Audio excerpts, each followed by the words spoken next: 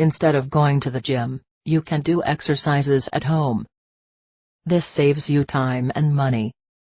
If you do exercises at least 3 times a week, you will have a more defined body, more energy, and may even lose a few pounds. Even without appliances, you can do many exercises at home. You can do light exercises, or a more intense workout, watching TV for example. Listen to music is also a good way to bring up the motivation. And if you want to invest a little in equipment, you can buy weights to do exercises that strengthen your muscles. To do exercises on the floor, you can buy a special rug, suitable for exercises. Thus, your body will not be in contact with the frozen ground during your workout.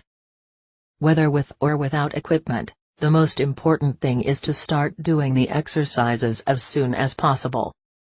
If you are a beginner, and want to start doing exercises at home now, the best thing you can do is to follow an exercise program, to correctly guide you.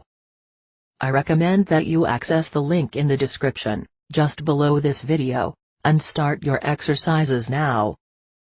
If you liked this video, click on like below, and subscribe to the channel.